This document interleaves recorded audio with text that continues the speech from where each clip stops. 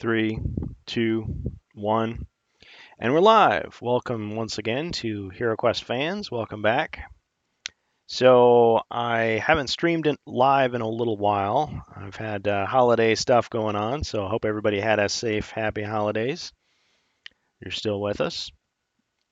Anyway, today's discussion, as so often happens, it's a cold, dry day, so I got my lozenges. Cheers, dead gamer. Uh, I'd toast you if you were here. Anyway, so I just had a few things to discuss. There's actually, as often happens, I have several things on order which aren't here yet. I actually went out and ordered a copy of Space Crusade, believe it or not. And Space Crusade, I can talk a little bit about it. It's not a game that I knew much about to start off with. Now, as many of you know, I am not a Warhammer Fantasy Battle or Warhammer Fantasy RPG player.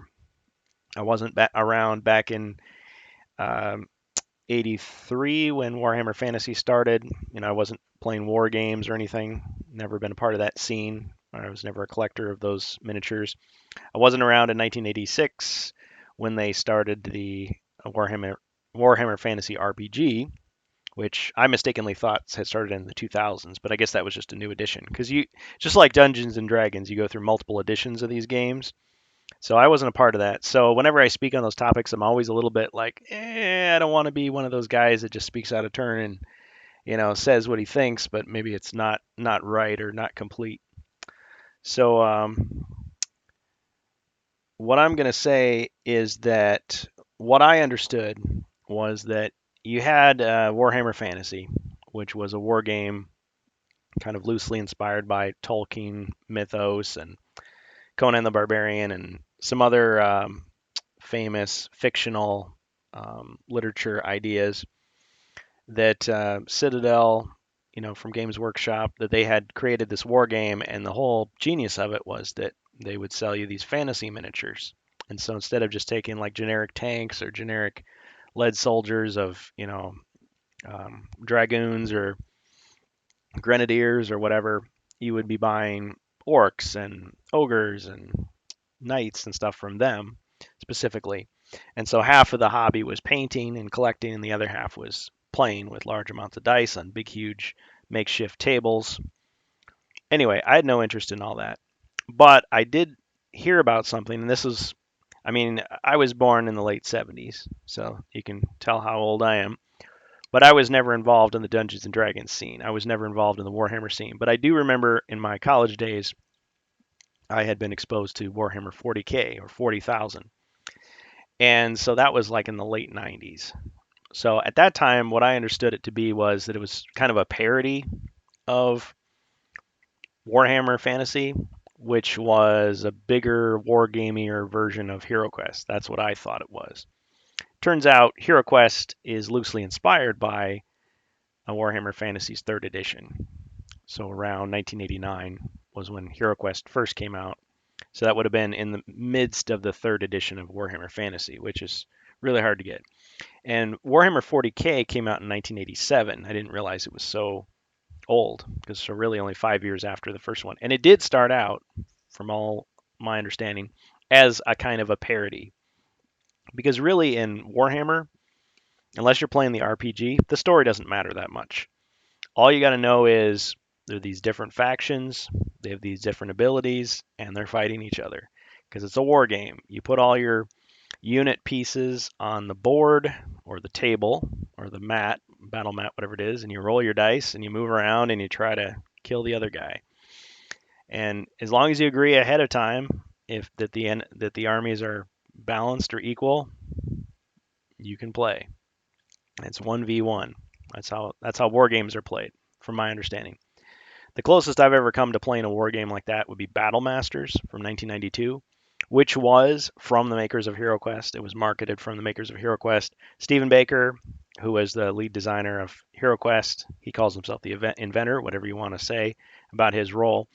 He was also credited with um, Battle Masters.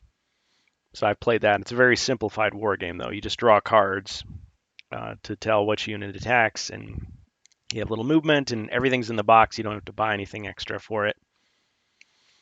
And Stephen Baker is also credited with Space Crusade. So back to the topic of Space Crusade. So what is it? Well, outside of North America, I believe it was known as StarQuest. So you think StarQuest, HeroQuest. So it came out in 1990, the same year that the North American version of HeroQuest came out. But Space Crusade itself, I believe, actually, I could be wrong about this because I think I've read different things and I'm still learning about it. Was Space Crusade a European game, or was it like HeroQuest where it was released in multiple countries? Well, I know it was released in multiple countries because there's a German version of the game which is titled StarQuest, which has some, like, the weapons are different, like they have different names. I guess from what I understand and what I've read, and I've seen pictures, the German version they tried to tone down the violence because there was this general law or rule in German society that toys for kids can't be ultra violent or um, whatever. So they basically made it so that the in Space Crusade, normally you're controlling. There's three teams of Space Marines, so the futuristic soldiers, futuristic knights, basically space knights. And there's blue guys that are called Ultramarines. There's yellow guys, which are called, oh, what are they called? Imperial Fists. And then there's red guys that are called Blood Angels. Well, they have different names in the German version. They're like the GSG Tigers, and I don't remember the other names, but they're supposed to be a police force. And you're fighting against robots, chaos robots, instead of what you're fighting in the other versions, which are Chaos Space Marines, which are basically space chaos warriors.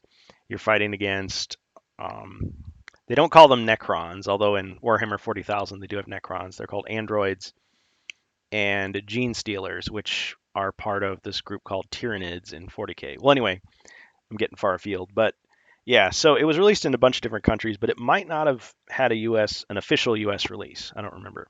But these things always get confusing because when you talk to people, they'll say, "Oh yeah, I played it," and they grew up in a country where the game was not officially released.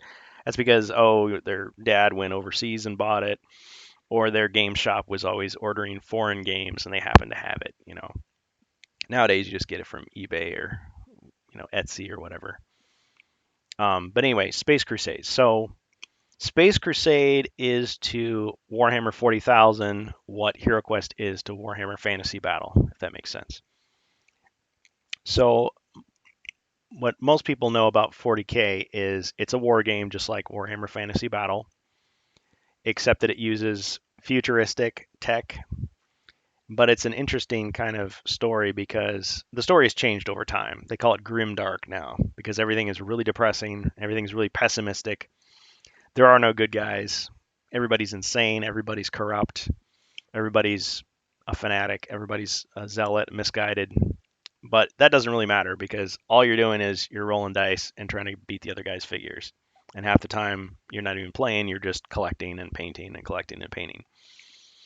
But with 40k, you've got these different factions. So you've got space orcs, and they've all got like they'll write little stories from the orcs' point of view, and they've got what is it, Cockney accents, and their technology is like doesn't work, but they have magic that makes it so it does work. So it's kind of ramshackle.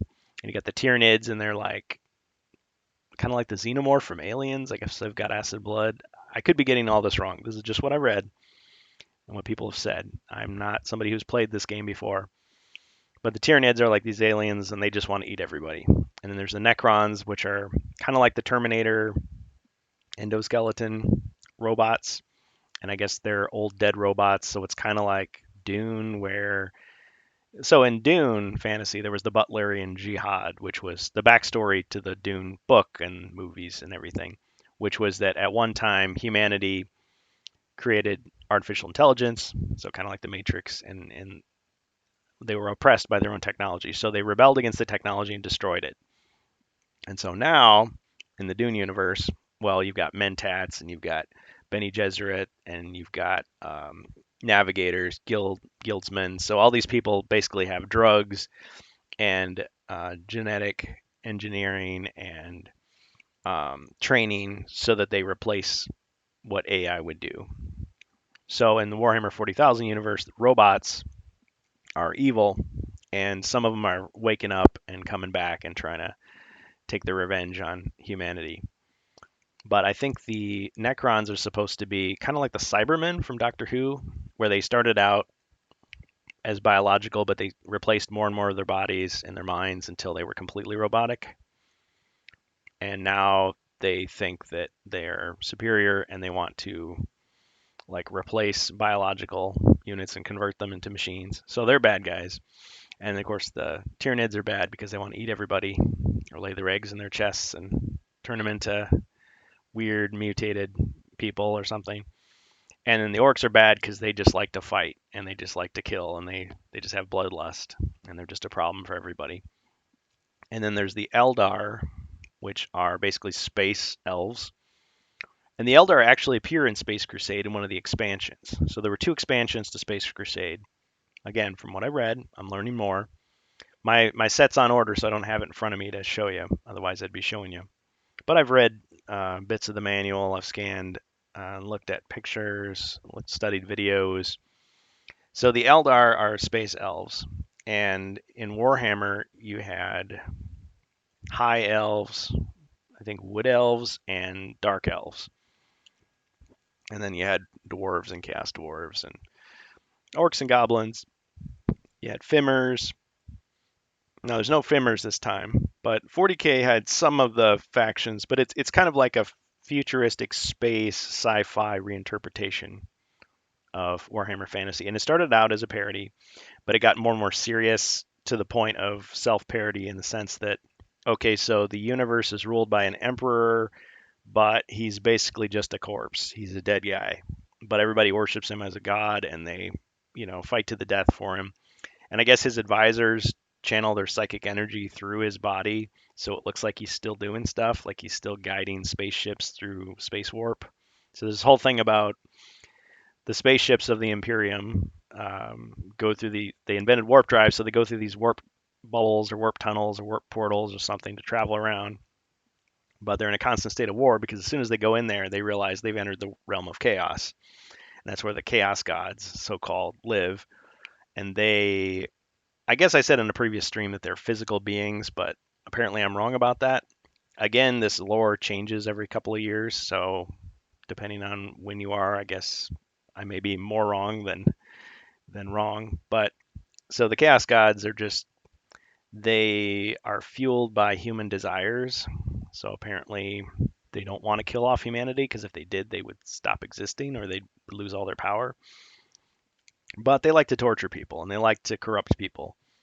So as long as they can do that, they're doing well. But they send their representatives through the warp to attack the Imperium of man, humanity.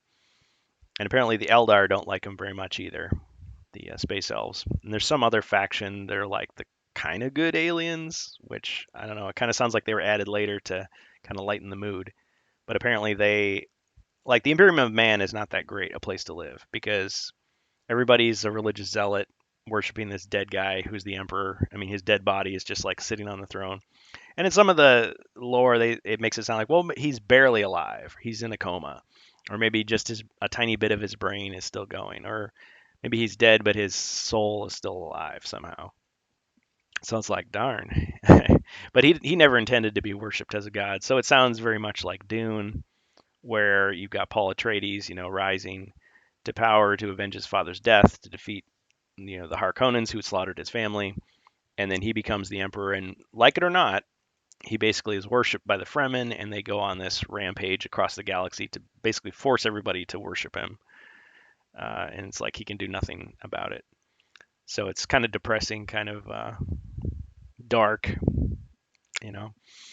Um, so religion does play a part in Warhammer 40K, but it's all the religion is false essentially because you either worship the chaos gods and so you're part of the realm of chaos and you're crazy because they're evil, or you worship the emperor, in which case he's a dead guy and you're fighting this war which you think that he wants, which he doesn't want. I mean, he started out as a hero, but he didn't want it. Now, Space Crusade doesn't really delve into any of this stuff. And it's interesting. I'm gonna have to learn more, but Space Crusade or StarQuest, HeroQuest kind of makes me think of like Warcraft and StarCraft. Although Warcraft was a computer game that came out in '93, so that's even later still. StarCraft even later than that. I think '96, '97, '98, something like that. It has nothing to do with it. Just interesting little tidbit. But yeah, so 1990 was the same year that there was another installment of Warhammer 40,000, which changed the story from, again, this is what I've heard, from the idea that the Emperor had been mortally wounded, and so they'd put him in a coma. Because before that, they just said, "Oh, he was bedridden. He's an old man, but he's still ruling the Empire, so he's still like a real person." And then in 1993, the second edition, if I'm getting my timeline right, Warhammer 40,000, they say, yeah, he's in a coma. He's out of it. He's not really ruling the empire. People just, I guess, his advisors, and they call them psychers. They have like psychic powers. Are basically just sacrificing themselves to keep the illusion alive that he's really there and that he's really ruling everything. But everybody has decided on their own to just go on this fanatical war against genuinely evil opponents, but they're not too good either. I mean, everybody in the Empire slaves away, and so it's really depressing. But Space Crusade doesn't do that. Space Crusade basically just says, "Yep, he was a hero. The Emperor is a hero." Talks about him as if he's alive. He taught the people to fight, just like John Connor in Terminator Mythos. Before that franchise went downhill. He's a good guy. He's like Paul Atreides, maybe in the movie version of Dune from the '80s, where he actually is a savior. He actually has these powers, and he's good at heart. And he's not perfect, but he really is leading people to a better future. And you are part of the Space Marines. And so in the game, again, from what I've read, you've got your little squads. You're controlling a little squad of guys. So it's not just, and this is from the perspective of HeroQuest player. So everybody who's played Space Crusade for years, who grew up with it, who remembers it, knows all this stuff already and can correct what I'm saying. But my impression of it is, okay, in HeroQuest, you could hire mercenaries. Well, in Space Crusade, you're a commander who has 6 body points, essentially, life points. And you've got a squad of 4 guys that each have 1 body point or life point. And you get to choose weapons for yourself and choose your weapons for your guys. And you go on these missions instead of quests. And there's 4 boards that are like 12 by 12 squares, and you put the 4 boards together, and then there's walls and there's doorways, and there's like these little docking claws, which are like a secondary board from where you start with. So instead of a stairway, you come in that way. Now, if you're playing the Eldar expansion, you come through like this glowing gateway door, like a magic teleporter type of thing. So yeah, to talk about the expansion. So there were 2 expansions that I know of. One was called Operation Dreadnought or Mission Dreadnought, because there are these large monsters. Well, they call them aliens, but the Dreadnought is like the Ed 209 from RoboCop. So this big bipedal robot mech type machine that has bolt-on weapons. I think it's got 3 weapons. And so when you do damage to it, it loses one of the weapons. You hit it again, it loses another weapon. You hit it again, you destroy it. But it's really big and powerful. So it's interesting because people have made HeroQuest modifications, which I was like, wow, how did they think of this? Looking at Space Crusade, which apparently was Stephen Baker's pride and joy. I mean, he loved that game. I'm not sure if HeroScape was probably his most successful project, but as his personal favorite, like games that he likes, he claimed in one interview that it was Space Crusade, that if he was just going to sit down and play it. So people made some mods, which you can see at Yield In, for HeroQuest, which is a dragon. Different than the Joe Manganiello dragon, Crypt of Perpetual Darkness from the Mythic tier from 2021 remake. But the dragon idea is like, oh, it's got 2 claws and its mouth. So I guess when you do some damage, it loses one of its. You cut off its arm, you cut off its other arm, then you cut off its head, and it dies. But the Dreadnought is like the inspiration for that dragon. I'm betting. Um, Another thing, okay, combat cards. So the round shirts combat cards that we all know and love from Eildon, where you've got your pure combat heroes where they can just, okay, they don't have any magic, right? So they can't use spells like the wizard or the elf, but they could draw a card saying, oh, he uses his axe to do a roundhouse attack and hits, nearby enemies, or oh, he dodges an attack that would have killed him and gets some health back, or oh, he gets us, gets to do double damage this round or something. Those combat cards are actually inspired by, um, what do they call them? I think they're called action cards or order cards. So in Space Crusade, you've got, so the GM is not Zargon or Morkar, obviously, not Space Zargon, but he's just called the alien. So the alien player. And if you play the computer game, because they did make a computer game of Space Crusade, and I'll probably cover. I mean, this is kind of just a crash course from my crash course in Space Crusade. There's a Star Quest. Yeah, it's actually called Star Quest, I believe, not Space Crusade. But there's a Star Quest video game based on the board game.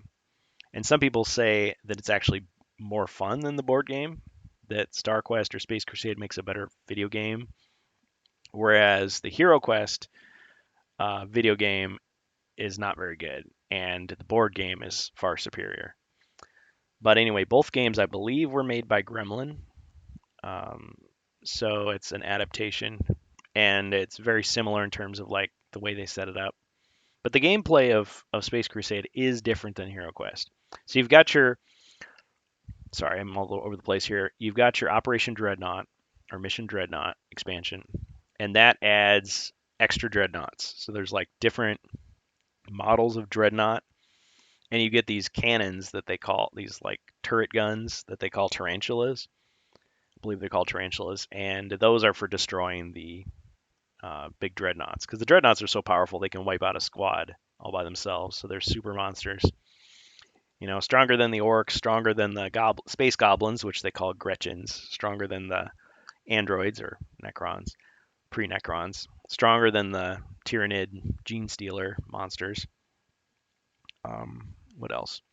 Yeah, and then the other one, of course, was called Eldar Attack.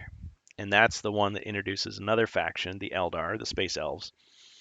And those guys are gray. And I think there's 9 of them, actually. So there's like 2 small squads, and there's a leader that they call an X-Arch or X-Arc. And he is the leader, so he's like the commander. And unlike the Space Marine commanders who have 6 life points, he only has 1 life point.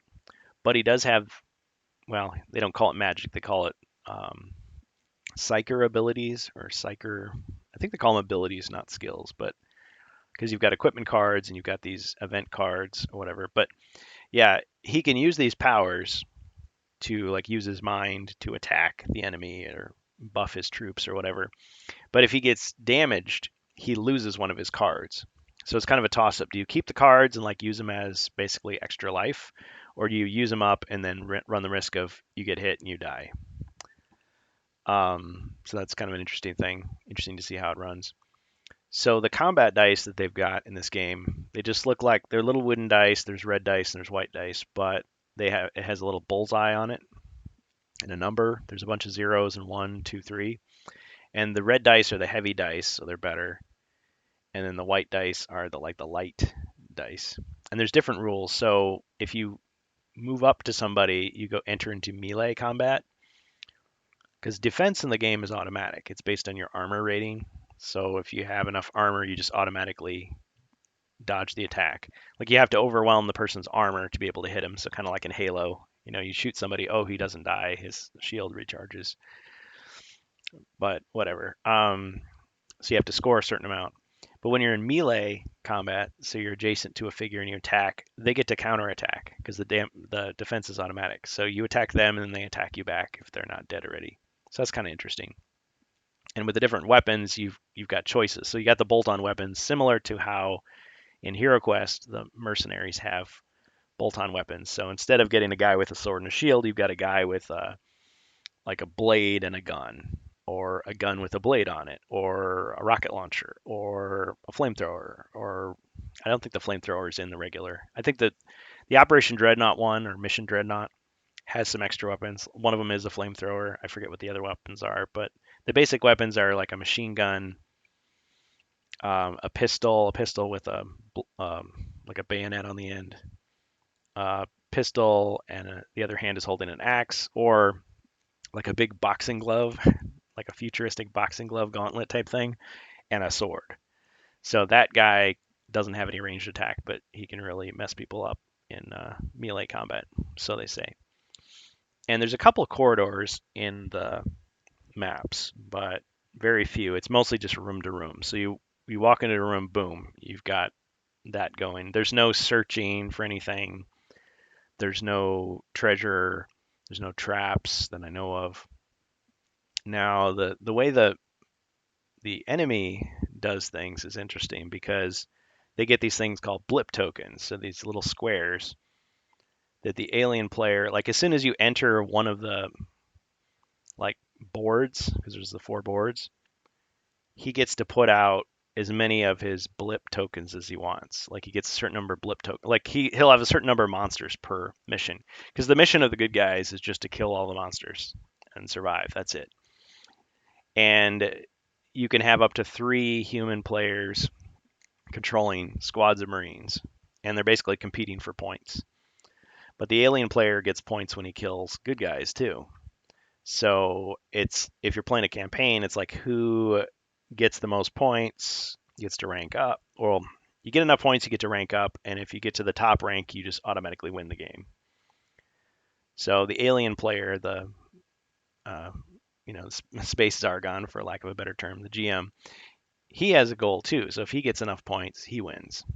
But it's over the course of campaigns. Now, in a regular game, if he kills all, if one faction gets wiped out, they lose. But yeah, you've got the 3 factions. I'm sorry, not the 3 factions. You got the 3 types of Space Marine: the red, the yellow, and the blue. You got the alien player, and then if you're playing the Eldar expansion, you get a 5th player, which is the Eldar. Now they say you could have any combination, so you can have the Eldar versus the alien player. And they say it's more fair. Some people disagree with that. I haven't played it, so I can't tell you. But some people are saying that the odds are stacked in the Marines' favor, which would be similar to Hero Quest. But one of the selling points of the game is, oh, the GM has more to do and it's more fair. Of course, if he wins, I mean, he wins and that the game's over. So that's how it is.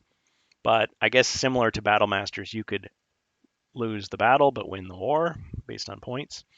However, from my understanding of the rules, is if your commander guy, like in your squad, you could lose all your other Marines, but as long as your commander or your Exarch is still alive, you get the points. But if he dies in the next, yes, you can play the next mission with a new commander, but your score is reset. So you lose all your progress. So it doesn't matter how many ranks you earned, you start back at 0. So it's quite a setback. Whereas I'm not sure the chaos or alien player really loses. I mean, every time his monsters die, he's in big trouble, but he doesn't necessarily have to start over from scratch. Oh yes, he can. If his score is too low, he gets his progress reset, I believe. But anyway, yeah. So you've got these. Kind of lost my train of thought there, but anyway, Space Crusade. It'll be interesting once I get the game, which will probably be in a couple weeks. I'll be able to tell you more about it, tell you how I feel it plays, check out some of the mods people have made, because it was a smaller game than Hero Quest. It wasn't, I mean, it's harder to find these days. A lot of people say, oh, it was fun to paint, but it wasn't that good. And it was definitely designed, again, how Battle Masters was designed to get people to play Warhammer Fantasy Battle. Space Crusade was definitely designed to push people in the direction of 40K. But it's more of a dungeon crawler. It's not a war game. So I think it can stand on its own. I don't have to adopt all the lore from all the different versions of Warhammer 40K to appreciate it. But it is interesting just to kind of get a glimpse into that world and see, how fun it could be as a game. Because it is kind of like Hero Quest, but kind of not. I mean, you've got those differences. It's much more combat focused. Um, it's focused on performance. So killing monsters is the thing that lets you get more points, which lets you win the game.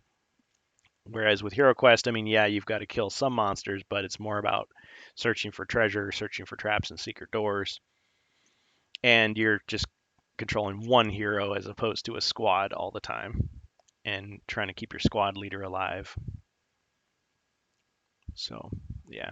And I guess in a sense, there is magic because there is the Psyker abilities.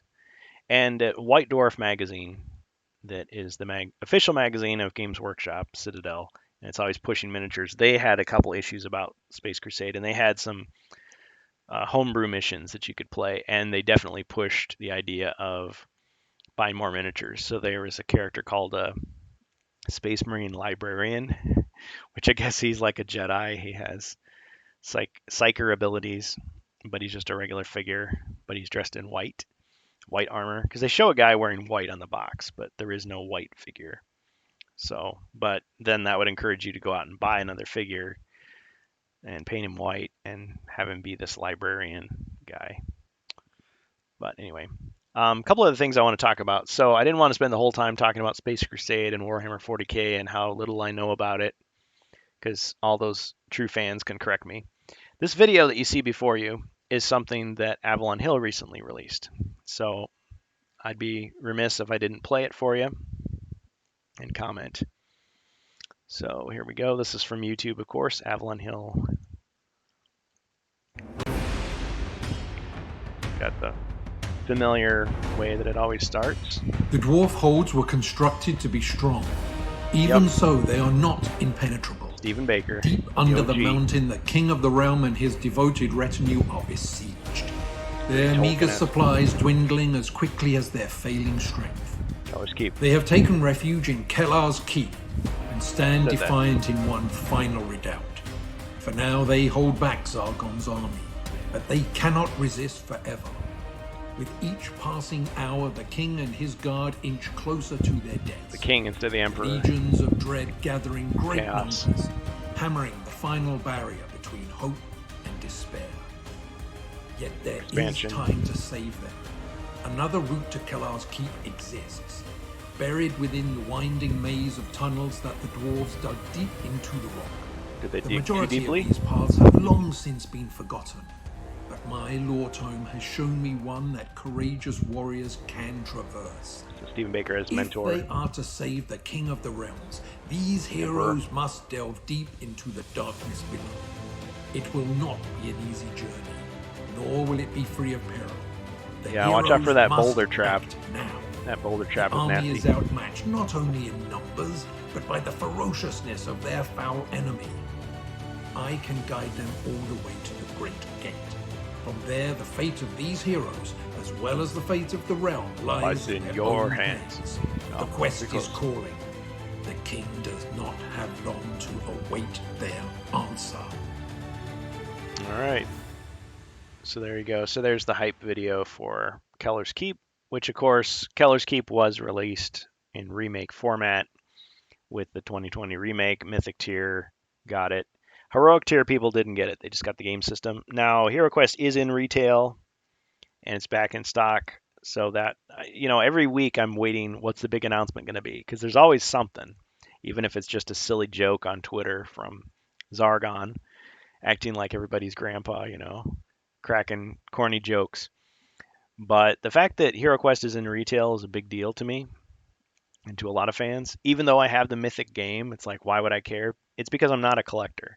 I don't consider myself a collector, a hobbyist who just wants to buy big expensive toys and keep them in the box or whatever. I think Hero Quest has always been a community-based board game for the masses. That's what it was back in the day. And I actually called up Hasbro Pulse because I had a question for them. And I waited 30 minutes on hold. I was doing other stuff, but I kept my phone, on speaker so I could hear it.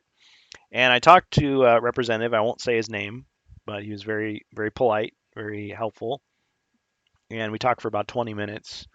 And I kind of had to explain, because I think at first he misunderstood where I was going with it, with my question, because there are some people out there that They're big fans of Hasbro Pulse or Hasbro HasLabs, where they have these pledge drives, these Kickstarter type fundraisers where you pay them money and they sell you an expensive toy, which is supposed to be an exclusive, some GI Joe, some Transformers, whatever it is, Power Rangers, nostalgic toy, and then it's never going to come to retail. So the public can never have it. So the only people that have it are people that happen to pledge in their Kickstarter type fundraising drive, because it's not Kickstarter. Kickstarter is a different brand, but I mean, it's the same idea. You pledge money, and if they raise enough money, they release the product, and your pledge turns into an order. So you get people who end up with like 5 copies of whatever it was.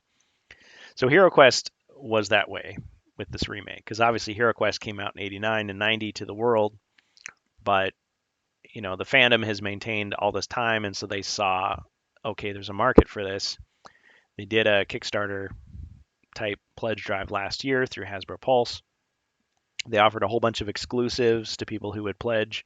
And if you pledged even more, you would get even more exclusives. And they called it the Mythic tier, where you would get HeroQuest game system remade, and then Keller's Keep and Return of the Witch Lord. And then you get a whole bunch of extra figures and characters. Well, now in retail, you can buy the game system, you can buy Keller's Keep, and you can buy Return of the Witch Lord. And it actually costs more than the price that we paid for the pledge version. So we got a discount, and we got it before anybody else. So I had to explain to the guy that I wasn't complaining that it was available in retail. I want it to be available in retail. Some people, they only do these pledge things because they're like, well, I want to be special. I want to get special exclusives that nobody else gets. But I feel like, what's the point if you're not going to use it? What's the point if you're not going to play it and have fun with it? And they do all this stuff in the public. Like if you download the HeroQuest app, companion app, it has the mythic heroes in it. But who does that help? Because most people don't have them. Most people who play the new version of HeroQuest are going to buy it at the store. They're going to get it from Best Buy or GameStop or I don't know. There's a whole bunch of places that are selling, a whole bunch of stores. And yes, you can order it directly from Hasbro Pulse, and they consider themselves a retailer. But apparently, from this conversation that I had, they did, at the beginning, they did not know that it was going to go into retail, or at least this guy didn't know. I always knew. I mean, I thought, but I had people telling me, "No, you're crazy. They're never going to release it in retail." I thought, "Oh, that would be stupid. I would hate that. That'd be a betrayal of everything that HeroQuest stands for, which is tabletop gaming, fantasy gaming, dungeon crawling for the masses, not for just a small handful of collectors, kind of like an underground game. No, it's supposed to be mainstream. Like Clue and Monopoly and Risk. You know, but yeah, he wasn't sure, so he was surprised, and I think at first he thought I was complaining, like I was, upset that I wanted my special, mythic stuff to be just for me. But I told him, no, I'm the opposite. I'm against exclusives. I don't want there to be like, okay, gets released at Best Buy and you get one exclusive. You buy it at Walmart, you get some other exclusive. You buy it at Hasbro Pulse, you get some other. But all along, I thought that they were going to offer those 4 bonus heroes. I call them the gender swaps. You've got the female barbarian, the male elf, the female wizard, and the female dwarf. Those you could only get if you pledged, whether it was heroic or mythic. I don't mind the fact that I got all those extra things, but what I wanted to do is I wanted to reward what I thought was Hasbro and Avalon Hill keeping HeroQuest alive. And I was also curious about the quest pack that Stephen Baker was making, the Prophecy of Telor, which turned out to be a great one, and I'm glad I supported that. But I didn't care about the Sir Ragnar figure. I didn't care about the Witch Lord figure. I mean, you don't need those guys. I mean, it's like, okay, well, I guess it's kind of cool, but not that important. A mentor wizard alternate, didn't care. But I mean, having the male elf is just proper because you always had a male elf. The female elf is cool, but I mean, she really belongs in the elf quest pack. just like the female barbarian is supposed to be in the Barbarian Quest pack, the Frozen Horror, which they still haven't told us that they're really making, but we all know that they're making it. We don't know when it's coming out, but we know it's coming out. They keep teasing it, they keep mentioning it, but yeah, we don't have details. Although some game shops have put up pre-orders, which have been up for many months. So somebody knows, they're just not telling. But I thought if they're going to offer these through the Hasbro website after the pledge is over, okay, cool. That's a reason to get it from them. But the representative I talked to clarified. He said, no, those are just as exclusive as the Witch Lord and Mentor and Sir Ragnar. So those will never be sold through any retail outlet that they know of. And I asked him, I said, well, can you comment? Is that ever going to change? He doesn't know and he can't tell me. Fair enough. I don't expect an employee to break an NDA, or give me insider knowledge that he doesn't have. And the other thing was Hasbro's CEO had passed away recently, and they had an interim CEO for a while, and they're getting the new guy, Chris Cox, I think is his name, and he used to be with Wizards of the Coast, which is a company that they were controlling Dungeons and Dragons, and I guess Wizards of the Coast. I don't know how it all works. If they're part of Hasbro or affiliated with Hasbro. I mean, Avalon Hill is its own company, but obviously they're doing HeroQuest for Hasbro now. The thing about Avalon Hill is apparently they asked or petitioned or begged or whatever Hasbro to continue doing HeroQuest after the pledge.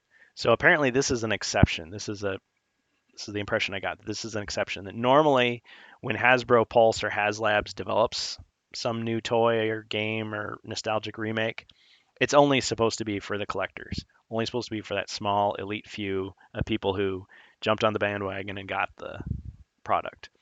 So they released Jabba's sail barge from Return of the Jedi, but in the style of the old action figures. And that thing was super expensive. Never came to stores. So the only people that got it are people that pledged or people that bought it on eBay, when somebody sold their copy. And I guess there were people that wanted to do that with HeroQuest, but Avalon Hill changed their mind. And so the fact that we have a retail version at all is thanks to them. So I just want to say thank you to Avalon Hill. But I think that would have been the right thing to do all along.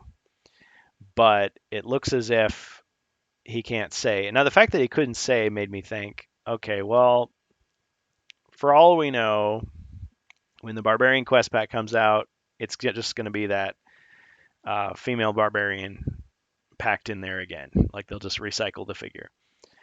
Or, for all we know, it'll be a new design. Maybe it'll be a blue figure. Maybe, she'll have a sword and a shield and be wearing fur. Who knows, right? We don't know. The other thing was, and I didn't ask the guy this, but on the Avalon Hill pledge page, that has all the tiers and unlocks for HeroQuest, which at first he was like, oh, I'm not familiar with this. I didn't know about this. I'm like, really? Really, dude? I didn't say that to him, but I thought he's got to have known about it. But anyway, he acted like he didn't know about it. But on that page, it makes it look like there's the limited time exclusives, which I mentioned were Sir Ragnar, Mentor, Witch Lord, and then there's the Pulse bonus, which was the 4 alternate heroes. It looks like it's a separate section, but in his opinion, it's all the same. And you could read it that way. You could read it as, okay, there's no commas here, so these are all exclusive. So Pulse bonus, limited time exclusive, Pledger exclusive is all the same thing, which is unfortunate. I wasn't asking for exclusives, but the fact that those are not coming out, and for all we know, the new expansions will just have different versions of those characters, whatever. There's some people out there that are not satisfied unless they can own every single possible thing. So they'll go out and buy 4 copies of the same comic book if they have alternate covers because they got to collect everything. I don't consider myself one of those people. I don't like that strategy of marketing. I think it's kind of greedy and it kind of plays upon that fear of missing out that people have. I mean, there's so many things that are more important in life, right? But I think they would actually make more money. they would make more of a profit and have a better reputation with fans if, this is me on the soapbox again, I don't have my bar of soap with me, if they just release the game in retail, make it available to everybody, all those exclusives, I don't care, you know, they can just sell those, you know, let people buy the Witch Lord. I mean, they're not making any money off of a scalper on eBay, right? They're not making any money if you sell it to your best friend for $1. Um, but if they sold it in a store and you purchased it, they can make a profit off of it. So whatever. I mean, they had to make the molds, right? Are they going to use the molds for something else? Are they going to make another product with it? Are they going to break the molds and throw them away? What's the point? You know, re-release it in 20 more years. So who knows what Hasbro is actually going to do? They're very tight-lipped, just like I always said on the Covert Nerd podcast. You know, it's just they don't tell us stuff into the last minute. So I don't expect, you know, an everyday employee to know all those answers. So I thank the guy I talked with. I'm not going to say his name, but he was as helpful as he could have been. I'm sure, you know, other those of us who have jobs, we know how it is. There's stuff that you can say and can't say to customers, but I would hope that those exclusives would eventually come to retail. And I think Avalon Hill, it sounds like they have the fans back more than Hasbro does. Hasbro just cares about the bottom line. And their whole pledge drive, HasLab, you know, limited time exclusive model, I don't agree with. I don't like it. And I wouldn't have even participated in it if I thought there was any chance that it was going to come to retail, except for the Stephen Baker Quest Pack. I will admit that the Stephen Baker thing did reel me in, and it was good. So I paid an extra $50 to get that. You know, I got other stuff too, but the other stuff in the Mythic tier, to me, looking back, really wasn't worth it. I mean, there's so many fan-made quests out there. You could be occupied for years playing those. You don't need the Crypt of Perpetual Darkness. You don't need the Spirit Queen's Torment. There's cooler figures out there than the ones that they released, but that's okay. So nowadays, if I mean, because most fans never heard about the pledge drive until it was long over, so it was too late anyway. They would have supported it if they'd had a chance. A lot of them. So nowadays, if somebody wants Hero Quest, they can buy it from any retailer. They can get the game system for like $126, I think, plus shipping. Now, if you the best case scenario, you could just go into a store and buy it for $125, and you wouldn't have to pay $30, $20 shipping. And you get Keller's Keep for like $32 and Return of the Witch Lord for $32. But that's all you get. Anything else, you have to make it yourself. And there's those two quests you can download online for free, which are the Prophecy of, or not Prophecy of Telor.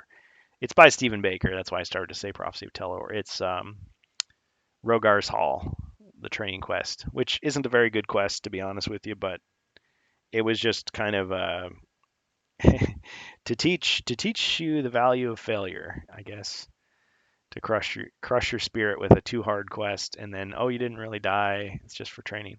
And then there's the Forsaken Tunnels of Zerzor. I think I'm saying it wrong. Which was supposed to be a lead-in to Keller's Keep, even though it's full of undead. So it's, I guess you're fighting more undead, like in Return of the Witch Lord. And you may have to already own Return of the Witch Lord to have enough figures because it uses a lot of undead figures. So you might run out playing it if you just have the game system. But still, I mean, there's 2 free quests and then 34 quests in the Mythic tier, or actually, let's see. Let me just give you a tally here because I don't want to say it wrong. You know, you could make an errata of my streams. You could find little things I've said wrong because I'm not perfect. But okay, so let's say you had the Mythic tier. You'd have the 14 quests. You'd have Keller's Keep and Return of the Witch Lord, those 10 each. So you'd have 34 quests. Okay, that's what you can get in retail right now. We won't count the 2 bonus quests. But the Mythic tier, you'd also have Spirit Queen's Torment had 14 more quests. So we're up to 48. And Joe Manganiello's Crypt of Perpetual Darkness, you had 10 more quests. So that we're up to 58. And then Prophecy of Telor, you had 13 quests. So Mythic tier total had 71 quests. But if you subtract the classic ones they just remade, there's 37 new quests. That's pretty good. But I mean, the fans since since 1989 have been making new quests. So you've got hundreds of free quests out there on the internet that you can find, and not all of them are of equal quality. And some of them, you'd have to make new cards and print out new characters and things like that. But a lot of them, you just use what you've got. You know, anybody who designed a quest that requires the barbarian or elf quest packs is going to be in a world of hurt because most people don't own those. You know, yeah. So classic quests out there. So the elf and barbarian quest packs, which have not been remade, but we know that they're going to do the barbarian quest pack, and they might do the elf for all we know if it's a success. That would be an additional 20 quests. And if they redo Wizards of Morcar, which I guess would be retitled Wizards of Zargon, just like Phoenix has retitled it, from the EU exclusive, that would be another 7 quests. And then against the Ogre Horde, no, sorry, that'd be 5. 5, because there's 5 quests. You fight each of the wizards and then you fight them all together. Against the Ogre Horde would be another 7 quests, because that was the other European exclusive. And if they wanted to, they could release the Dave Morris solo quests. There was only 2 of those, just 2 individual quests. And then the Dark Company was a 4-part super quest, which was released in the HeroQuest Advanced Quest box, only in Europe. And the Adventure Design Kit, I mean, you could say it had an extra quest in it. It really didn't, but I mean, on the back of the box, there was like a 90%, 99% complete Plague of Zombies quest, which some fans, they looked carefully at the photo and they recreated it, which is pretty awesome, pretty fun. I mean, you can do that. You can look on the back of the boxes and they'll have like sample quests that don't really exist, but you could kind of figure out, recreate it in HeroScribe and say, boom, there's a quest right there. Like I think on the front of the Brazilian version, like instead of the poster art, there's just a picture of the board kind of set up a certain way. You could say that's a quest. And then on the back of the European box, they show the kids playing. If you set your board up that way, that's another quest. I mean, you have to make up a story for it. So it's kind of fun trying to recreate stuff from back in the day. But yeah, I hope that Avalon Hill knows what they're doing. I hope the new CEO will put the fans first. I mean, they always say, "Oh, we put the fans first. We put the fans first." The fans matter. The fans, matter the most. But do they really? And what do you mean by fans? Do you just mean people that are watching social media all the time, ready to pledge? Or do you mean like the general public who remembers these games, wants to introduce it to their kids, sees it in the stores, and goes, why not? Why don't I buy that? Because not everybody is a hardcore player. But I think more people would buy their product if they knew about it, first of all, if it was available and they felt like they were being listened to and it wasn't just, oh, yeah, here's this, I guess you can have this, and, half-hearted attempt to get it into player hands. So my little rant for the day. But yeah, I'm still waiting on here Space Crusade, and I'll be comparing that to HeroQuest probably in a future stream once I get it in a couple weeks. I'm also waiting on some miniatures that I'm having printed, 3D printed, which against my better judgment, because it was like, oh, I'm not going to have any more 3D prints. I've already got too many miniatures. But there was a couple I had, and I just wasn't happy the way they turned out. So I thought, okay, I'll try a different printing source and see if they turn out a little bit better. So eventually I'll have those to discuss. And I'm working on creating some additions to Battle Masters. Now I don't want to totally go crazy because, like I said, the whole wargaming money sink is not for me. Where it's like you just keep buying bigger and bigger armies for what? Who are you gonna play those with? Because to me, if you're gonna buy it, you should use it. Don't just buy it and put it in a box, never to be used again. I mean, that's just silly. Maybe it seems like a good idea at the time, but okay, so you admire it for a couple minutes and that's it. No, I'd rather use it in a game. So if I buy a miniature, it's going to go on the board, it's going to go on the mat. So I was going to create a couple custom units for Battle Masters because I had this idea of using reinforcements. But if you just keep bringing the same units back, it's like the game's never going to end. So I thought, well, okay, a homebrew house rule would be, okay, you can, if you get the card, the reinforcements card, you can bring back a certain guy, but it's just that unit. And if he dies, that's it. So a couple reinforcements, couple lucky grabs. I'm going to check the chat. I've forgotten to check the chat. I always do this. See if we've got anybody in here. If not, that's okay. I've forgotten to check the chat. Oh, yes. Okay. Hello. Welcome. Let's do this. Let me just see if we've got anybody in here. If not, that's okay. I forgot. I always got to turn my TV down. I'm going to mute it. Okay. So Sika Shem is here. Hello, sir. Welcome. All right. Beginning of Tunnels of Zorzel mentions that all the undead are skeletons and zombies of orcs and goblins. I missed that. I forgot about that fact because I haven't played that bonus quest yet. It's a good point. Yeah, because what are the I mean, the skeletons look like they're human, I guess, or elven. And the tunnels have been sealed for a long time. Seems to be a loose explanation for why the main monsters of this prequel quest are undead when Keller's Keep is primary greenskins. Yeah, that makes sense. That's cool. So just like I was saying when I was talking about Warhammer, it doesn't matter that much why you're fighting. I mean, I guess if this were a movie or a book, it would matter a lot more. Some people care more about that because they're trying to do the role-playing thing or the role-playing light. But in the board game, it's enough for you to know, hey, you're a bunch of heroes. There's a bunch of evil monsters out there. They need killing. You're the ones who are going to kill them and take the treasure because otherwise they're going to kill you. And when you're playing a war game, it's like, okay, it's enough for you to know that your opponent's got an army, you've got an army. Your orders are to take out the other army or take the bridge or take the fortress or whatever the mission is. That's enough for you to know. You don't have to know the whole lore and history of the universe and the backstory to the leaders and the mythology and the religion and the culture and the you know uh, what his grandfather had for breakfast. You don't need to know all that stuff. But if they're going to write it and put it in a book, sell it to you, okay, that's fine. And so when I've made my own quests, which I haven't done very many of, I mean, to be honest with you, most of the quests that I made are just modifications of other people's stuff. When I did sit down finally to create my own quest, I created a 3-part dwarf solo adventure, which I think is finally ready to tell the public about.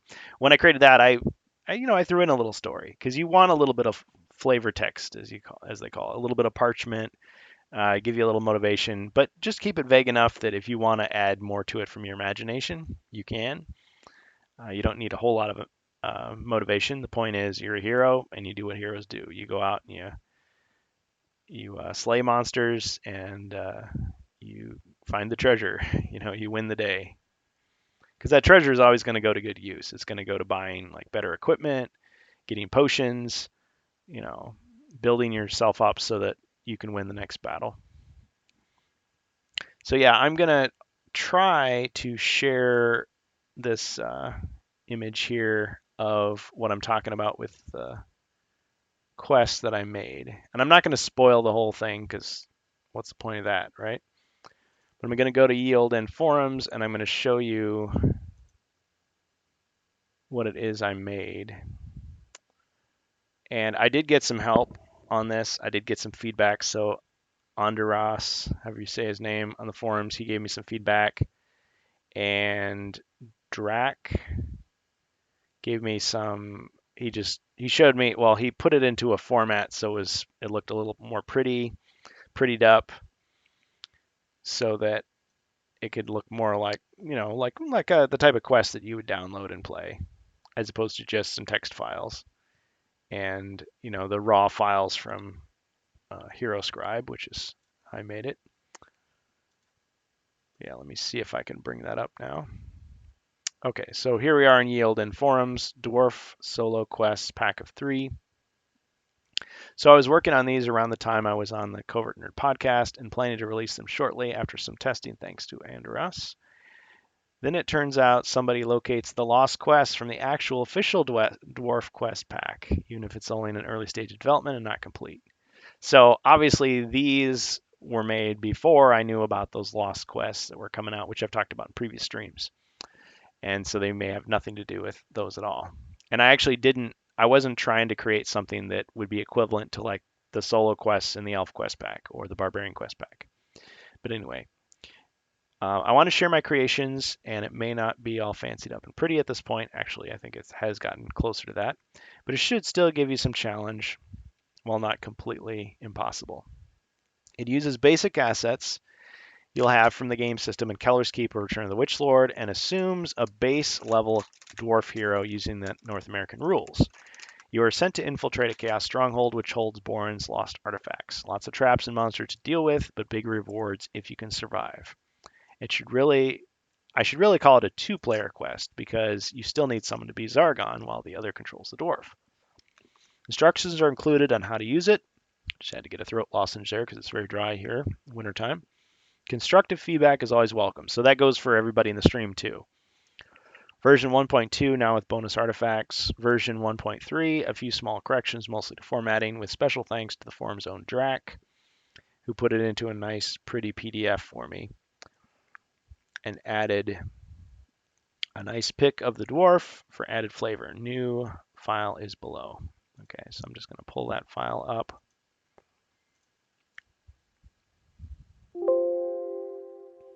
Yeah, I don't have the new version, so here we go.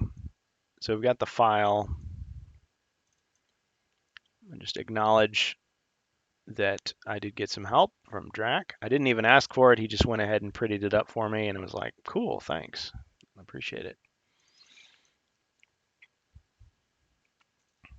So a little messy here. I know it's not super exciting seeing me surf the web, but just wanted to show this to you.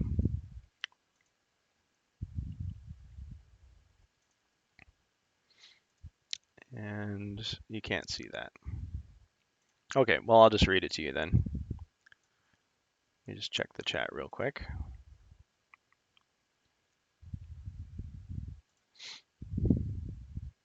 So we got Sikash Shem in the chat. And do we have anybody else?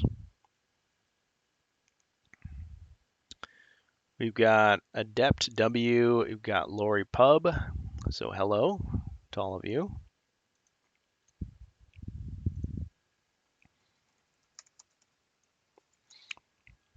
Yeah, I think one of the things that we're supposed to do to get affiliate on Twitch, which is not that big a deal, is we got to get 5 people talking at the same time. So I don't know, we're ways away from that, but I don't care so long as we can have fun and talk about stuff, and we'll just grow naturally as a channel. And of course, I'll put all this on YouTube when it's done, and that's where most people will see it anyway. So let's see. I'm just going to check and see if I can share the actual screen here. I should have had this set up before. Sorry about that.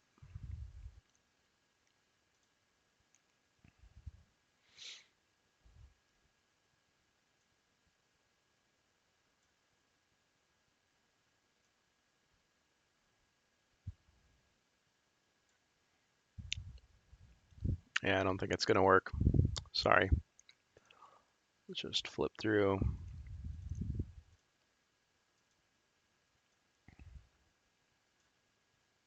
Oh, we're staring into infinity.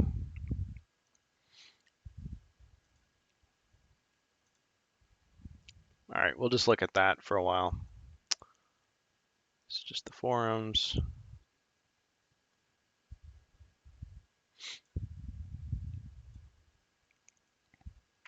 Okay, so the Dwarf Quest Pack solo adventures.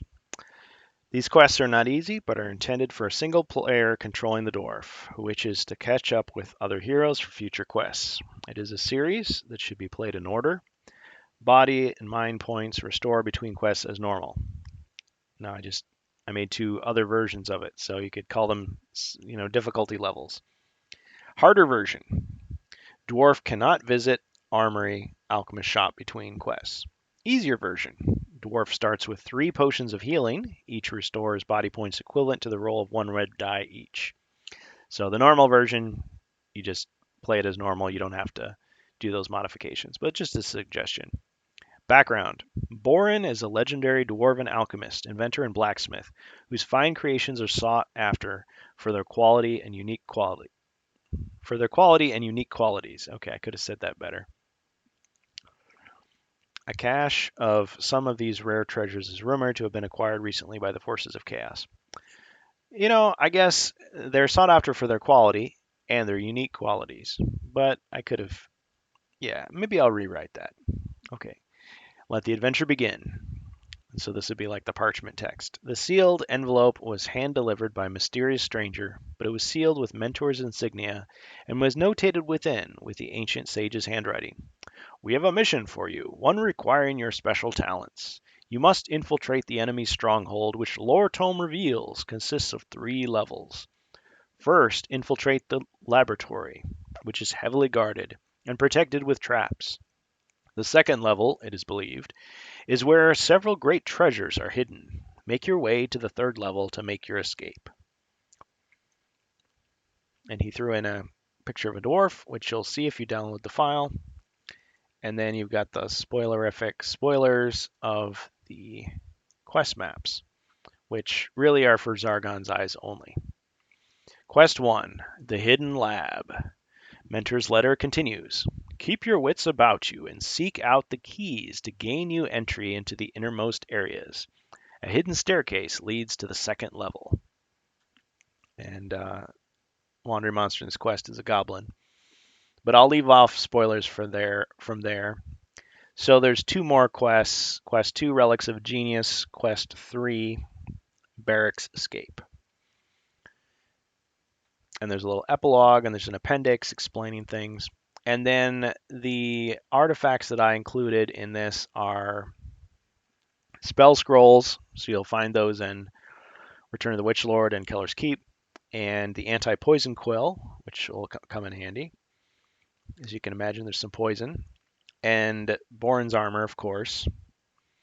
But then there's other artifacts, the legendary artifacts of Borin. Borin created various artifacts that were renowned for their quality and utility, but most are now lost. Any that can be recovered will strengthen the heroes in their fight against the enemy. Here's my descriptions. So Borin's armor. This plate armor adds 2 extra combat dice to your defense when worn. It does not slow down the wearer. May not be worn by a wizard. Borin's boots. And I included little things that you can print as cards for these 2. Borin's boots. These boots have shock absorbing qualities that reduce the damage from pit traps or hazard pits by 1 body point. Borin's helmet.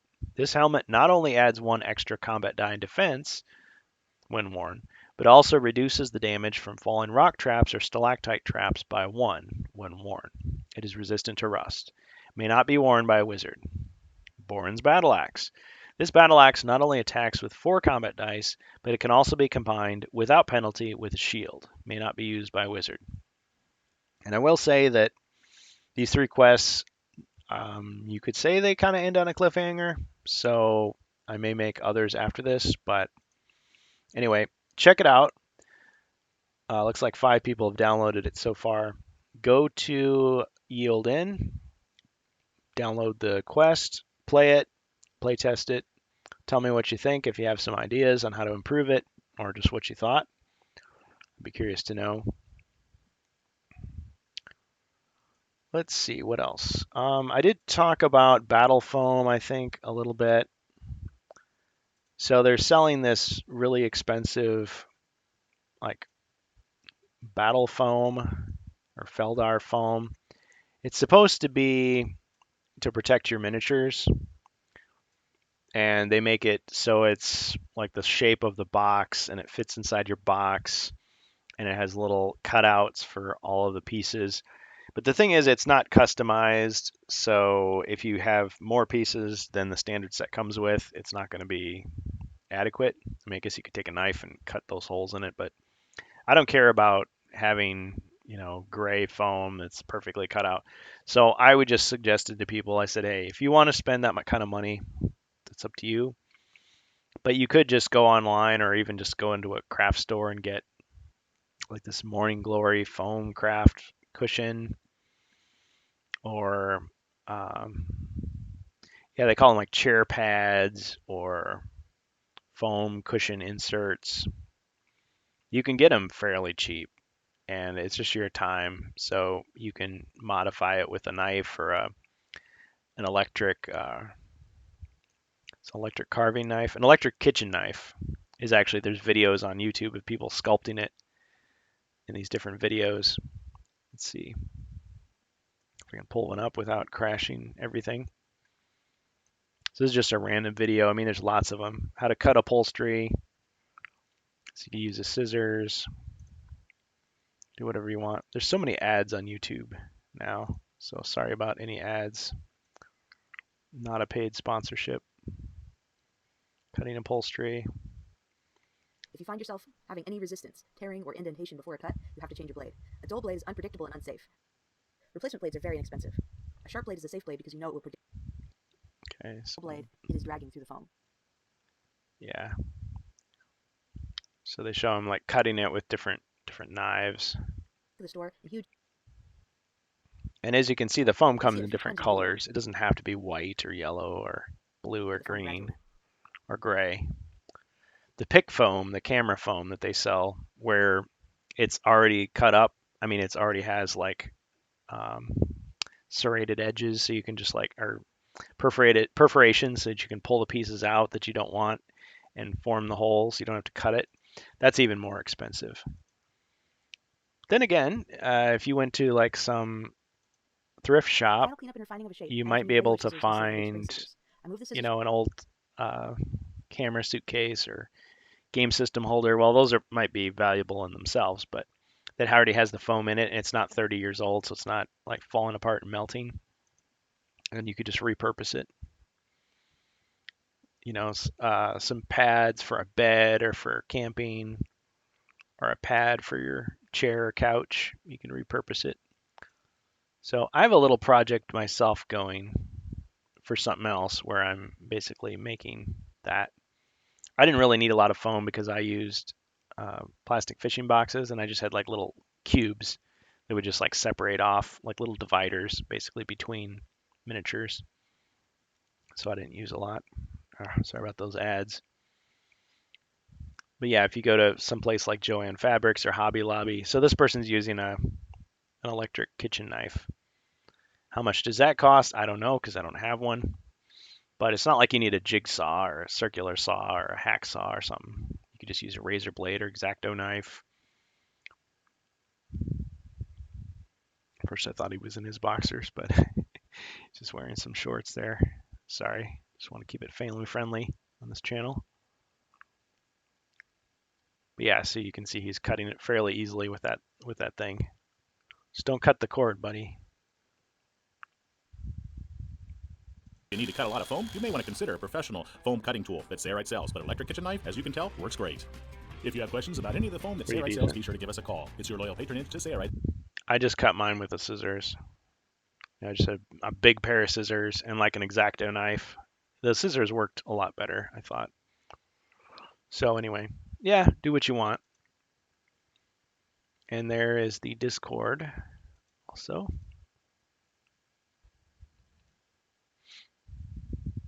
Oh yeah, Sikashem was asking a question. So I'm going to switch back. Yeah, so Sikashem, if you can still hear me, what did you want to know more about that situation with the retail version? Go ahead, ask your question in the chat.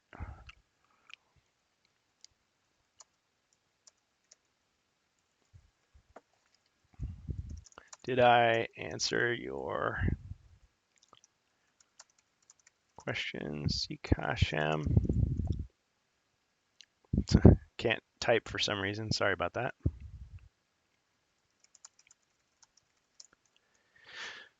What I learned was that most of the time Hasbro Pulse, I mean Hasbro obviously sells games and toys, okay, and you can find them in stores. But the whole Hasbro Pulse HasLab website is designed towards crowdfunding of basically luxury collector's items.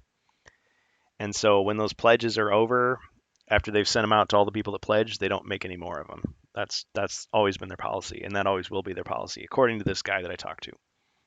But they said HeroQuest was a special case because Avalon Hill, they farmed it out to Avalon Hill to make it, and Avalon Hill was like, we want to put it into retail, and so they did. So that's why you can go to a store and buy the game system or Keller's Keep or Return of the Witch Lord, even though the pledge drive is long over and the pledge exclusives, the unlocks, the extra quests, and all that stuff is only for people that got it through HasLab. So I thought when I was looking at the Avalon Hill HeroQuest page that maybe those 4 heroes, the gender swap heroes, would be available in retail, but they apparently were not. Okay, good. So I did answer your question. I appreciate that. Okay, does anybody else have any other questions? Because I was on the phone with him for a long time, for like 20 minutes. Mostly I just ranted. I mean, I was polite. I was civilized. I didn't go Alex Jones on him, but I mean, I did just express that I didn't like the whole model that they had going, that I appreciated it when they would release stuff to the public. Yes. That's the way he said it. And I would be, see, I mean, I'm an employee of a company as well. So I know that as an employee, they train you to be very careful about what you say about the company.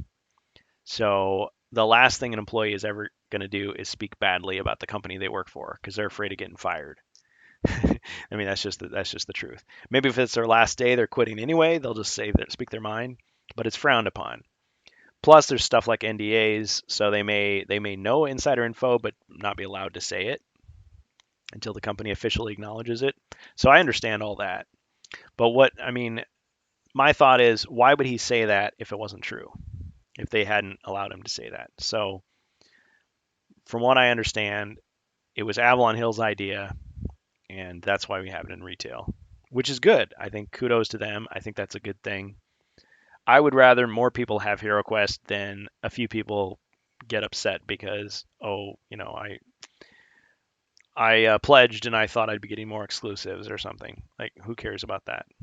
So maybe I'm not being fair to those people, but I figure the people that would pledge something would just maybe be a few thousand people at most. I'm not sure that you could do the math and figure out, they raised $3.7 million and people spent between $100 and $150 each. But it did have some people that got multiple copies just because they wanted to raise more money or they wanted to sell them or they wanted to give it away to friends, whatever. Okay, so Sikashem is saying Avalon Hill, while it's its own company, is a subsidiary of Hasbro, fully owned by Hasbro. Okay. So when I say thank you, Avalon Hill, I'm really saying thank you, Hasbro.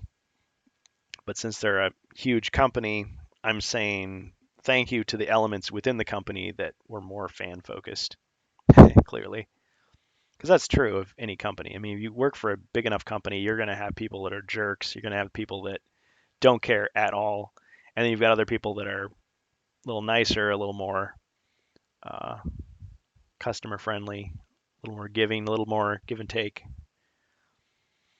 Not like Hasbro licensed the HeroQuest brand to a third-party company like Games Workshop licenses Talisman. Okay, so that is different. Yeah, I'm just a rank and file employee. I'm not a big wig, so I don't know how it all works. So thanks for the tip there. And if you work for Hasbro, yeah, I'm not saying that you're a bad person. I'm just saying I understand that it's not your decision in most cases. So if Hasbro's higher ups, whoever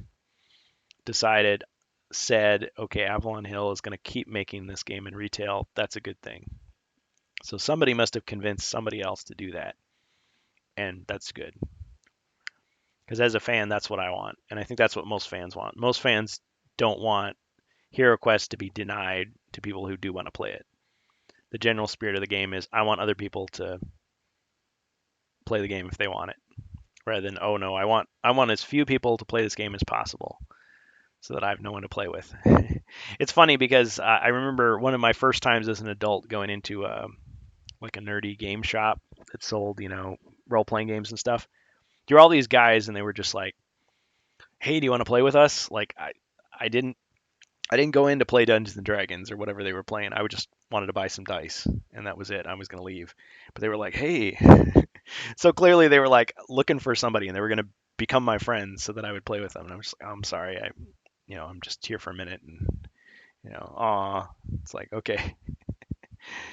But I think that's a pretty common thing. It's like, oh great, more people to play with, because the games are more fun when you have more people playing them. And yeah, HeroQuest is a board game, but still, it's like if you have a friend, it's like, hey, bring that to game night. Let's play that together. Or oh, you have that game too? Cool. Let's talk about it. Let's play it together. Let's share stories.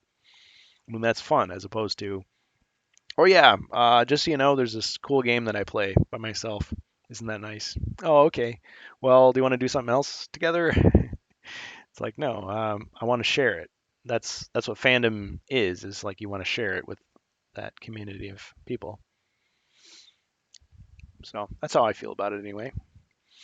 Another thing that we did recently on the Discord channel, and I'll just flip over there.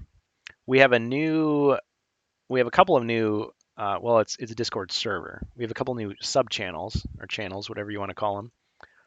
In there, you can see over on the left-hand side, you've got under general, you've got the server rules, of course, server suggestions. So send us your feedback. Got news, general. You got hero, so the non-spoiler section. Sorry about that microphone issue. You got the Zargon Morcar. So when you first join the Discord, we're gonna say something like, "Hey, do you want to be Zargon or Morcar?" What does that mean? That just means that if we give you a role in Discord, because I'm still learning about Discord, Zargon, Morcar, or Grimdead, you'll have access to not the admin channel, because that's just for admins, but access to the GM channel, where we discuss how to be a better GM. What are some tricks of the trade? But if you just want to be a hero and just not see those spoilers, where we're talking about being a GM, you can just go to the hero channel because you get the hero role. We've got painting. So the new one that we added is crafting tips. So I created this one because I thought, well, this is specifically focused on how to do stuff, like how to paint, or not paint, but how to strip paint off of figures, some stuff about 3D printing, different analogs. So if you want to use like Reaper Bones miniatures instead of HeroQuest or Dark World or Dragon Strike for your figures, how to make a dice rolling box, some cheaper paints for miniatures, the battle foam thing that I just talked about, and then like bases. So you want to make bases for your figures rather than, I mean, nothing against Zealot miniatures. I bought some of their bases. They're pretty cool, but there's a cheaper solution, which is to just, what I did was I bought these Uxel end caps or hose caps. They're just little plastic. It's really soft plastic, so it's easy to cut with a razor blade. And you can turn it into a base like very easily. You can paint it. You might want to wash them though. The ones that I got, they're just like really dusty, like they've been sitting in a warehouse for years. And you can get round ones, you can get square ones, oval. Size-wise, they're the exact size of the squares on the board. They're not, well, I guess, yeah, you can get bigger ones because you can get 25 millimeter ones, which would work well for the new board, the remake board, and 22 millimeter ones, which would work well for the classic board. But they're a bit smaller because the classic HeroQuest bases are actually slightly larger. They're more like squeezed hexagons, but as you can see in the picture there, that's what they look like painted. So, I mean, they look pretty decent. Usually they're not perfectly smooth. They have like a little bit of a grit texture to them, which you could sand off if you wanted to, but takes paint fairly well. Now the underside of them doesn't take paint very well at all. I've had to like paint like multiple layers, but that's the side that you're not looking at. That's the side that's on the, just on the table. So who cares about that? I have thought about putting a little felt backing to it because I thought, oh, maybe it'll scratch, but the plastic is so soft it's not going to scratch. You just trim the mold lines with a razor blade, and it's fine. So yeah. Oh yeah, there's the Zealot miniature ones. Those are pretty decent. I got some Skaven figures from Warhammer Fantasy, which I'm just using as Skaven characters, and these rat men. And the Zealot bases that I bought, I just super glued those figures to them. No paint or anything, just look pretty good.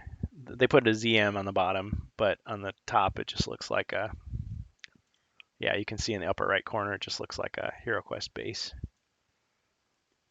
or a European base at least.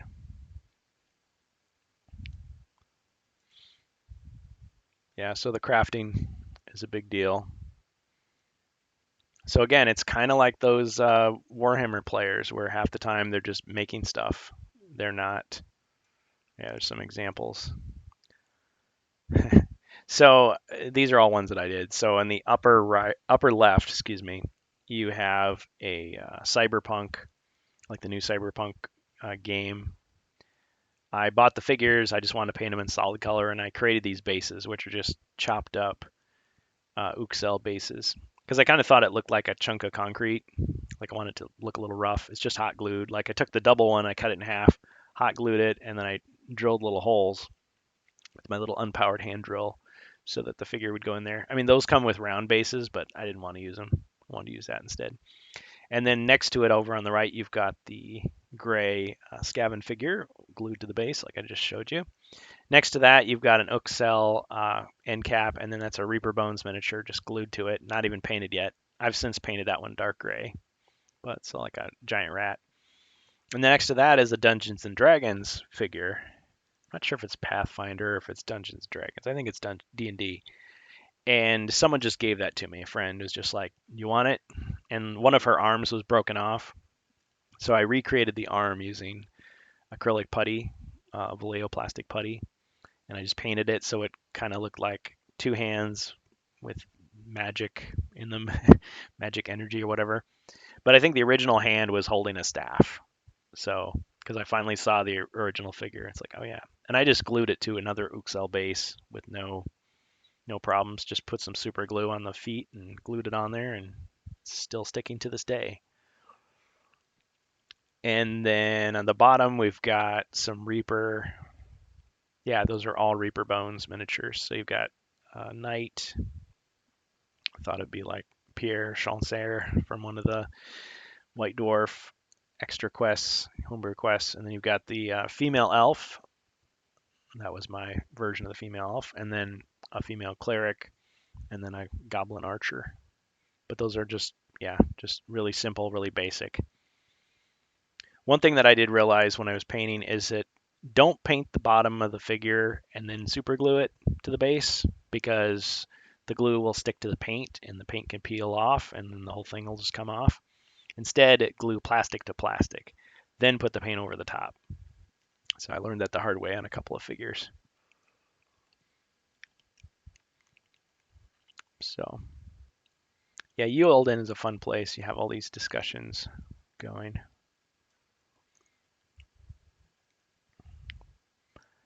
And there haven't been a lot of developments on the Lost Quest front. There haven't been a lot of new things coming up. I was hoping they'd release more stuff, but they haven't. The guy that's doing it, Luca Passi, he does say that he's scanned everything now, which is great. It's great to hear that. But we're still waiting as far as just some old things I've got here. Yeah, we're still waiting as far as what's going to come down the pipe next. So probably not tomorrow, but probably in a few days, I will have more stuff to share on the stream. This is something I got for Christmas. Just want to share that. Champions, a super role-playing game. I had this book when I was a kid. So this came out, let's see. So this is not my original copy, but 1989. So if you're familiar with the Hero system, this is a role-playing game, and we didn't even play it as kids. We just read this book. I mean, it has so much detail in here about how you can create your own comic book style superhero. And I wasn't a big RPG guy, but it was kind of like this was my introduction to it. Like when I hear RPG, I would think like computer game, video game. I wouldn't have thought like pencil and paper RPG. Like you're supposed to create a hex map and you can use little counters, and it can be as complex or as simple as you want. But the problem with this book is the binding is just glue. It's not very good at all. So look here. Look at that. See, look at the upper left corner. See how it's like breaking apart. So I got some adhesive, some special adhesive that was supposed to glue it back together. Didn't work very well at all, and that's why it looks like this. But I have some Gorilla wood glue, which I thought, okay, paper is from wood pulp, so that might work better, and actually worked a lot better. So I think I might just re-glue this little part here, because otherwise these pages will start coming out again. So if you buy this book, it's going to be in bad shape, but if you get some Gorilla Glue for wood glue, just carefully put that in the seams. Maybe get like a bamboo skewer or toothpick to kind of like make sure it's put down properly and like stand it up for 48 hours. It'll be almost as good as new. So anyway, Champions. So this is more nostalgic for me, but you can make any game you want with this. Now, I think when we had it back in the day, we tried to create Spider-Man and for Spider-Man of the 1990s, and it was a disaster because he had so many powers. Like he has super strength, he's got speed, he's got durability, he's got healing, he's got energy blast, which is his webbing. He can climb walls. He's got all this stuff. And okay, yeah, he's an awkward teenager, or he has to keep Aunt May, healthy, and he's got to protect Mary Jane Watson, and he's got to make sure he doesn't piss off J. Jonah Jameson, at the Daily Bugle, and Flash Thompson's pushing him around. It's like all this stuff. He's psychotic because the Green Goblin's always harassing him. But still, it was just he was such a high level superhero. It was just ridiculous. So I'm getting a call, so I'm gonna have to end the stream now. Thanks for everybody for tuning in. Sorry we didn't have more cool stuff to talk about. I mean, I did talk about some things that were on my mind, but I think in a few days or a few weeks, I will have some new miniatures and games to talk about. And one of these days, we are going to play a game. We are going to have a recording. Over the holidays, unfortunately, we didn't all get together at the same time, so we didn't get a chance to play like we wanted to and record a HeroQuest game so that we could share that. But sooner or later, we will be able to do that, and I'm really looking forward to it. So didn't lose my voice this time because I was sucking on these lozenges. So sugar-free, good stuff. All right, everybody take care, stay safe, and we'll see you next time on HeroQuest Fans. Thanks for tuning in. Let me just double check, make sure I didn't get any questions in the chat that I didn't answer. Okay, Sika Hashem gets the last word. It makes sense. It doesn't seem like Avalon Hill's portfolio of games is that large. Well, they have been around a long time. Beyond Risk, Betrayal, Axis, and Allies. Well, that's no small thing. And now HeroQuest. It doesn't seem like Avalon Hill's producing all that much. Hope HeroQuest becomes Avalon Hill's flagship game. Well, I'd agree with you there. I think as long as they're doing a good job, I say more power to them. I think we should reward good behavior for a company. And I would say that about anything. I mean, I've complained a lot about Disney and their handling of Star Wars and Marvel. But if they were doing a good job with it and it was in good hands, I'd say, great, maybe they should continue with that. Now I'm thinking, no, I wish somebody else got it.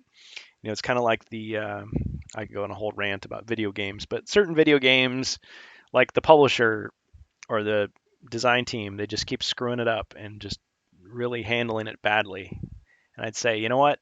Maybe somebody else should take control of it. Maybe they should sell it to somebody who actually cares, who actually knows what they're doing, or just stop making it, Just keep the game out there, keep supporting it, but don't keep churning out sequels and remakes that are just, poorly done. Because all you're doing is you're hurting your legacy, you're hurting the franchise, you're hurting your reputation, and you're turning people away. I mean, yeah, you suck in new customers, and then they realize your game is mediocre and whatever. You're just banking on people's, getting suckered in, getting fooled. But I would think as a company, you would rather attract people with quality. I mean, take some pride in your work. Show some respect for the legacy that you're profiting from. Just don't be stupid about it. So yeah, if so far Avalon Hill has done a pretty good job. I mean, but the proof will be in the pudding, and proof in the pudding is in the eating, right? Until we see the finished product, we don't know. But so far, I mean, with the retail, that's the first time a lot of people are seeing HeroQuest ever, or the first time certainly in 3 decades. So far so good. Hope to see more good things from them. But anyway, yep. So that's all I had to say about that. Thanks for sharing. Thanks for everybody for tuning in. Thanks, Sika Hashem, for your